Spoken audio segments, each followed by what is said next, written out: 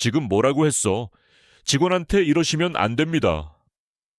늙은 청소부의 희미한 목소리가 울리자마자 청소부가 지금 나한테 큰 소리 치는 거야. 라는 오만한 외침과 함께 살이 찢어지는 듯한 소리가 호텔 로비를 갈랐습니다. 젊고 잘생긴 남성, 민준이 몸이 구부정한 60대 청소부 박순철의 뺨을 무자비하게 후려친 것입니다. 그 충격으로 노인은 힘없이 바닥에 쓰러졌고, 민준은 이런 늙은 쓰레기들은 다 내쫓아야 해. 라고 소리치며 쓰러진 그를 발로 차기 시작했습니다. 주변의 모든 시선이 그에게 쏠렸지만 그는 아랑곳하지 않았습니다. 하지만 그 순간 바닥에 쓰러져 신음하던 늙은 청소부가 천천히, 그러나 섬뜩할 정도로 강인한 기세로 몸을 일으키기 시작했습니다. 그의 눈빛은 더 이상 두려움에 찬 노인의 것이 아니었습니다. 안녕하세요. 구독하고 좋아요를 눌러주세요. 어느 도시에서 시청하고 계신지 댓글에 적어주세요. 이 모든 비극의 시작은 불과 한 달 전 평온해 보이기만 하던 어느 날이었습니다. 서울 강남의 중심 테헤란로가 한눈에 내려다 보이는 박철수 회장의 서재는 묵직한 참나무 향으로 가득했습니다. 그의 세상에서 가장 소중한 존재인 딸 지은이 세상 가장 행복한 표정으로 말했습니다. 아버지, 저 민준 오빠와 결혼하고 싶어요. 철수에게 딸이 말하는 민준이라는 청년은 완벽 그 자체였습니다. 서울대학교 경영학과를 수석으로 졸업하고 국내 굴지의 대학그룹에서 최연소 임원 자리에 오른 청년. 외모와 능력, 지방까지 무엇 하나 빠지는 것이 없어 보였습니다. 하지만 아무도 의심하지 않았습니다. 그 완벽함 뒤에 숨겨진 차가운 칼날을 말입니다. 40년 전 허름한 여관에서 시작해 지금의 5성급 호텔 더 크라운 서울을 일군 철수에게는 사람을 꿰뚫어 보는 남다른 눈이 있었습니다. 그는 수많은 사람들의 가면과 민낯을 봐왔고 그의 직감은 단 한 번도 틀린 적이 없었습니다. 딸의 행복한 얼굴 앞에서 차마 불안한 내색을 할 수는 없었지만 그의 오랜 경험이 보내는 경고음은 귓가에서 멈추지 않았습니다. 철수는 부드럽게 미소 지으며 말했습니다. 그래, 이번 주말에 인사하러 온다고 했지. 직접 만나봐야겠구나. 그는 아직 알지 못했습니다. 자신의 직감이 얼마나 소름 끼치도록 정확했는지, 그리고 완벽해 보이는 그 청년의 가면 뒤에 어떤 끔찍한 괴물이 숨어 있는지를 말입니다. 이것은 거대한 비극의 서막에 불과했습니다. 약속된 주말 저녁 7시, 호텔 최고층에 위치한 레스토랑 스카이뷰의 창밖으로 서울의 야경이 보석처럼 쏟아져 내리고 있었습니다. 민주는 100만 원을 호가하는 와인을 전문가처럼 다루고 철수와 그의 아내에게 흠잡을 데 없는 화술과 매너를 선보였습니다. 그는 완벽한 연기자였습니다. 하지만 40년간 수많은 인간 군상을 겪어온 철수의 눈은 그의 가면 뒤에 숨은 미세한 균열을 포착했습니다. 부하 직원을 언급할 때 그의 입꼬리에 찰나처럼 스쳐 지나간 경멸의 미소, 그리고 호텔의 오랜 직원들을 생산성이 떨어지는 비용이라 칭하며 내뱉은 냉혹한 한마디. 경영은 감정이 아니라 합리성이 중요하지 않겠습니까, 회장님? 그 말이 비수처럼 철수의 심장에 박혔습니다. 사람을 숫자로, 비용으로 여기는 자에게 자신의 피와 땀이 깃든 호텔과 눈에 넣어도 아프지 않을 딸을 맡길 수는 없었습니다. 그날 밤, 철수는 자신의 서재에서 비서실장에게 비밀 지시를 내렸습니다. 김민준 상무에 대해 다시 조사하게.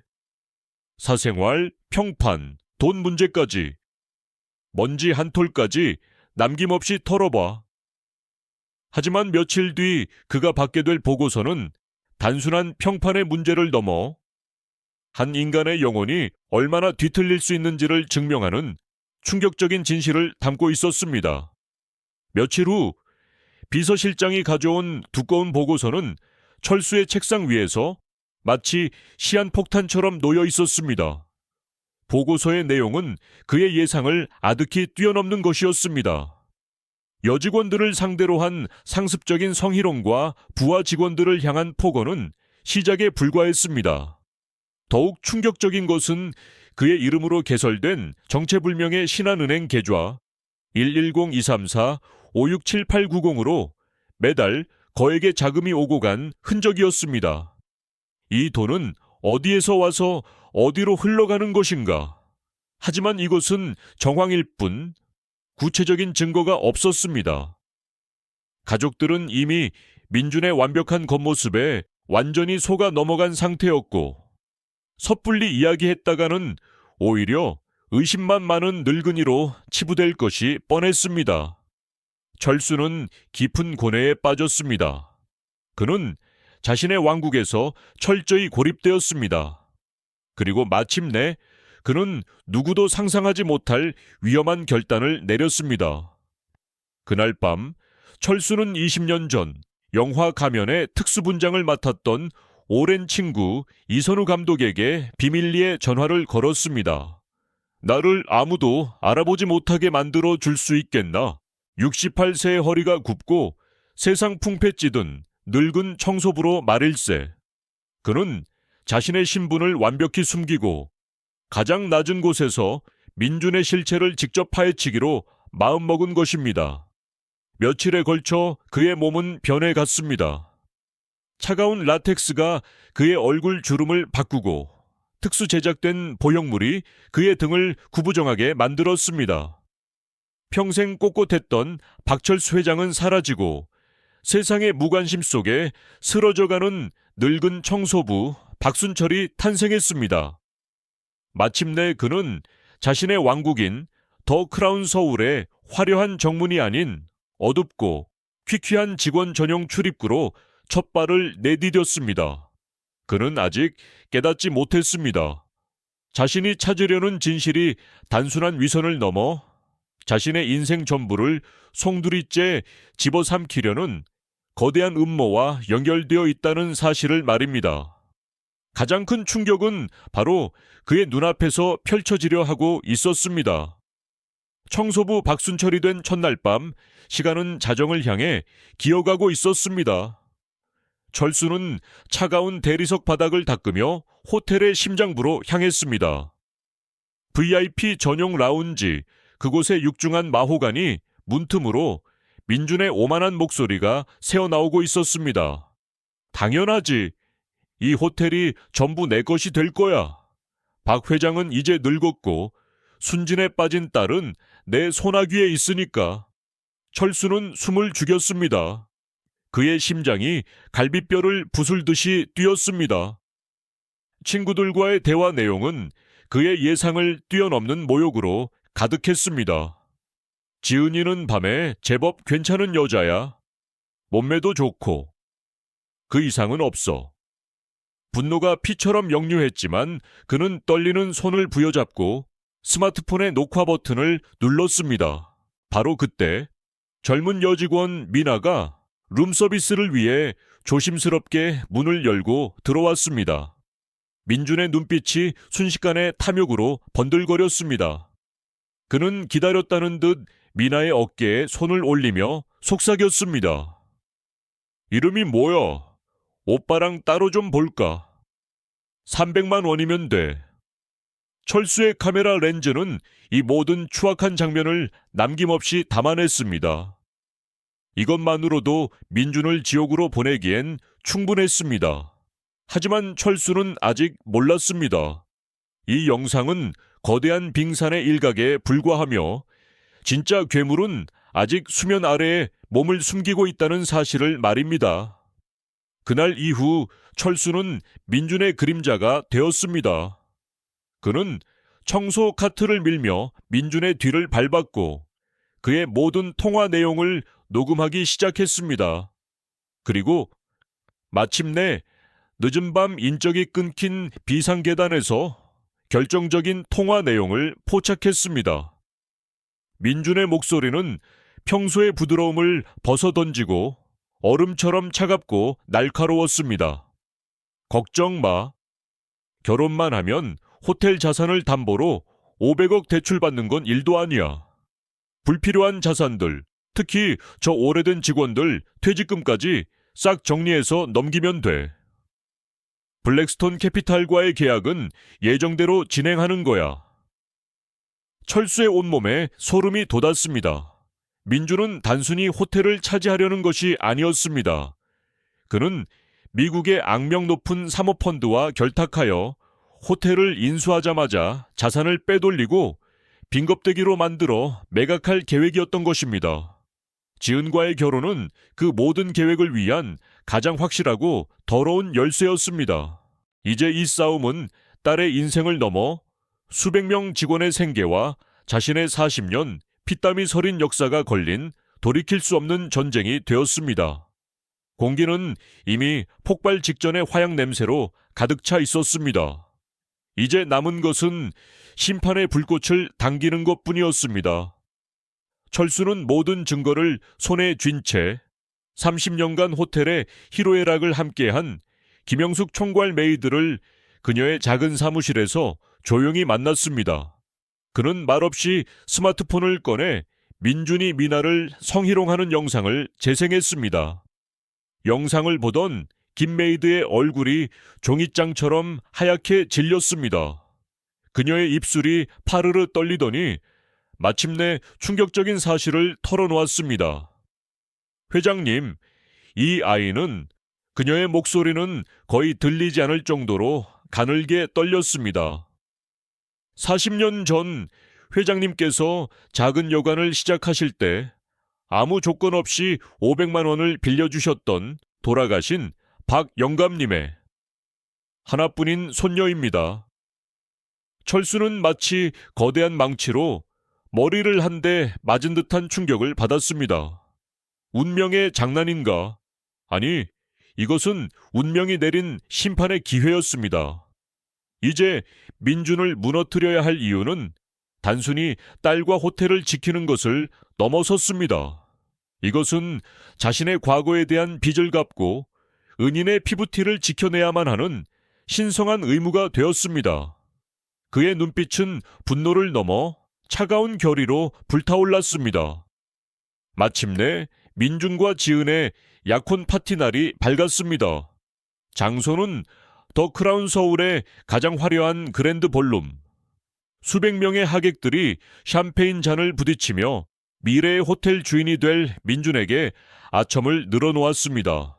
철수는 김 메이드와 비서실장에게 모든 계획을 전달했습니다. 파티장 곳곳에 설치된 대형 스크린에는 언제든 지옥의 문을 열 영상이 준비되었고, 보안팀은 사복 차림으로 하객들 사이에 섞여 모든 상황을 주시하고 있었습니다. 철수는 미나의 떨리는 손을 잡으며 말했습니다. 오늘 딱 한 번만 더 민준의 테이블에 서빙을 부탁하네. 내가 반드시 내 모든 것을 걸고 자네를 지켜주겠네.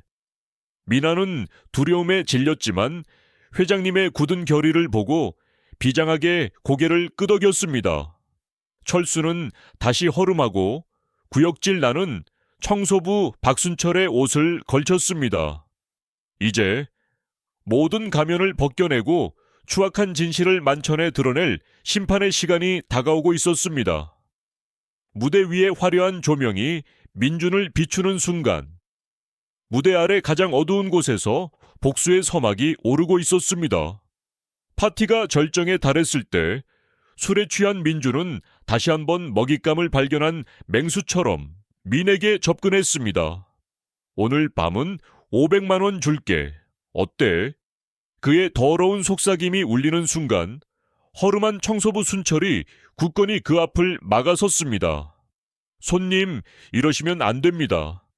이어진 장면은 모두의 기억에 악몽처럼 각인되었습니다. 민준의 폭언과 무자비한 폭행, 그리고 그가 어차피 이 호텔은 내 것 이라고 광기에 차 외치는 순간 피투성이로 쓰러졌던 순철이 기적처럼 일어섰습니다. 그는 얼굴의 가발과 특수 분장을 거칠게 뜯어내며 얼음처럼 차가운 목소리로 외쳤습니다. 아니, 이 호텔은 40년간 내 피와 땀으로 세운 내 것이었다. 그 말과 동시에 파티장의 모든 대형 스크린이 일제히 켜지며 지옥의 영상이 재생되기 시작했습니다. VIP 룸에서의 추악한 대화, 미나를 성희롱하는 역겨운 장면, 호텔을 팔아 넘기려는 매각 음모를 꾸미는 통화 내용까지 모든 하객과 지은 그리고 민준의 회사 동료들이 지켜보는 앞에서 그의 모든 위선적인 가면이 산산조각 났습니다. 민준의 얼굴은 하얗게 질리다 못해 시체처럼 파랗게 변해갔습니다. 그의 세상이, 그가 쌓아 올린 모든 거짓의 성이 바로 그 순간 와르르 무너져 내렸습니다. 민준은 그 자리에서 폭행 및 성추행 현행범으로 출동한 경찰에게 연행되었습니다.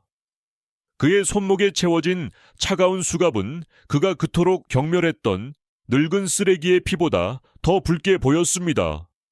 이후 그는 사기 및 업무상 배임 혐의까지 추가되어 법의 엄정한 심판을 받게 되었습니다. 그가 그토록 자랑하던 대한그룹 임원직은 물론 그의 모든 사회적 지위와 부는 한낱 신기루처럼 사라졌습니다. 지은은 믿었던 사랑의 배신에 큰 충격과 상처를 받았지만 아버지가 자신의 인생과 호텔, 그리고 수많은 직원들의 삶을 지키기 위해 모든 것을 걸었다는 사실을 깨닫고 뜨거운 눈물과 함께 그를 끌어안았습니다. 1년 후 지은은 아버지 밑에서 혹독한 경영 수업을 받으며 누구보다 강인하고 지혜로운 후계자로 성장했습니다. 철수는 호텔의 모든 직원을 비용이 아닌 가족으로 대하는 자신의 경영 철학을 다시 한번 굳건히 세웠고 호텔은 이전보다 더욱 끈끈한 유대감으로 뭉쳤습니다. 어느 따스한 저녁, 철수와 지은은 화려한 스카이뷰 레스토랑이 아닌 소박하지만 온기가 가득한 직원 식당에서 미나를 포함한 모든 직원들과 함께 웃으며 식사를 나누고 있었습니다. 이기적인 욕망은 파멸했지만 사람을 향한 진심과 존중은 남아 더욱 단단하고 아름다운 공동체를 만들어냈습니다. 진정한 승리는 복수가 아닌 소중한 것을 끝까지 지켜내는 데 있다는 것을 그날 그곳에 있는 모두가 가슴 깊이 깨닫고 있었습니다. 1년이라는 시간이 흐른 뒤 더 크라운 서울 호텔에는 이전과 비교할 수 없는 따스한 온기가 감돌았습니다. 그 끔찍했던 약혼 파티가 열렸던 그랜드 볼룸에서는 오늘 전 직원을 위한 가족의 날 행사가 열리고 있었습니다. 무대 위에서 마이크를 잡은 사람은 박철수 회장이 아닌 그의 딸 지은이었습니다. 그녀는 더 이상 세상 물정 모르던 순진한 아가씨가 아니었습니다. 그녀는 직원 한 명 한 명의 이름을 부르며 그들의 고충을 경청했고 그녀의 결정에는 아버지의 해안과 자신만의 따뜻한 카리스마가 공존했습니다. 그녀의 옆에는 화려한 민준 대신 진솔한 눈빛을 가진 젊은 호텔리어가 미소 지으며 서 있었습니다. 그는 바로 1년 전 민준의 폭행을 말리려다 함께 수모를 겪었던 보안팀 직원이었습니다. 철수는 객석 가장자리에서 그 모습을 흐뭇하게 바라보고 있었습니다. 그는 더 이상 외로운 왕좌에 앉아있지 않았습니다. 대신 그는 갓 입사한 신입사원들과 어깨를 나란히 하고 농담을 건네는 친근한 큰어르신이 되었습니다. 청소부 박순철로 살았던 일주일은 그의 인생을 송두리째 바꾸어 놓았습니다. 그는 호텔의 가장 낮은 곳에서 가장 위대한 진실, 즉 호텔의 진짜 주인은 건물이 아니라 그 안에서 땀 흘리는 사람들이라는 것을 배웠습니다. 그날의 보상으로 그는 박영감 기념장학재단을 설립하여 미나와 같이 어려운 환경에서도 꿈을 키우는 젊은이들을 후원하기 시작했습니다. 미나는 이제 VIP 라운지의 정식 지배인이 되어 자신감 넘치는 모습으로 후배들을 이끌고 있었습니다. 한편 한때 세상을 다 가진 듯 오만했던 민주는 차가운 교도소 독방에서 모든 것을 잃은 채 잊혀갔습니다. 100만 원짜리 와인을 논하던 그의 입에서는 이제 거친 옥수수밥에 대한 불평만이 흘러나왔고, 그의 오만했던 눈빛은 공허한 절망으로 가득 차 있었습니다. 그가 그토록 탐냈던 500억 원은 그의 죄를 입증하는 증거가 되었고, 그가 무시했던 사람들은 이제 그가 결코 닿을 수 없는 곳에서 행복을 누리고 있었습니다. 호텔 로비에는 올해 가장 일하기 좋은 기업 대상 트로피가 환하게 빛나고 있었습니다. 그것은 단순한 상이 아니라 진실과 정의가 반드시 승리한다는 것을 보여주는 살아있는 증거였습니다. 석양이 지는 창밖을 바라보며 나란히 선 철수와 지은의 모습 위로 직원들의 행복한 웃음소리가 울려 퍼졌습니다. 진정한 왕국은 화려한 건물이 아니라 서로를 존중하는 사람들의 마음속에 세워진다는 것을 부녀는 비로소 깨닫고 있었습니다. 오늘 우리가 함께한 이야기는 단순히 한 호텔에서 벌어진 사건이 아닙니다. 이것은 화려한 겉모습 뒤에 숨겨진 진실의 가치와 한 사람의 용기가 어떻게 수많은 이들의 삶을 지켜낼 수 있는지를 보여주는 우리 모두의 이야기입니다. 박철수 회장은 자신의 모든 것을 걸고 가장 낮은 곳으로 내려갔습니다. 그는 돈이나 권력이 아닌 사람의 마음을 얻는 것이 진정한 성공임을 온몸으로 증명해 보였습니다. 그의 선택은 우리에게 묻고 있습니다. 우리는 눈에 보이는 화려함에 속아 내면의 진실을 외면하고 있지는 않습니까? 우리는 우리 주변의 약한 이들의 목소리에 귀 기울이고 있습니까? 진실의 힘은 때로 더디고 약해 보일 수 있지만 결국 가장 단단한 바위를 쪼개고 가장 깊은 어둠을 몰아냅니다. 민준의 몰락은 우리에게 보여줍니다. 다른 사람을 짓밟고 쌓아 올린 성공은 결국 모래성처럼 허무하게 무너져 내린다는 것을 말입니다. 반면 서로를 존중하고 함께 땀 흘리며 일군 더 크라운 서울의 성공은 시간이 지날수록 더욱 견고하게 빛나고 있습니다. 이것이 바로 우리가 잊지 말아야 할 삶의 지혜입니다. 이 이야기에서 어떤 교훈을 얻으셨나요? 여러분의 삶에도 이와 비슷한 경험이 있었다면 댓글로 공유해 주세요. 여러분이 만약 박철수 회장의 입장이었다면 어떤 선택을 하셨을까요? 여러분의 이야기가 다른 이들에게 큰 용기와 위로가 될 것입니다. 오늘의 이야기가 마음에 드셨다면 구독과 좋아요를 눌러주세요. 여러분의 따뜻한 응원이 더 좋은 이야기를 만드는 가장 큰 힘이 됩니다.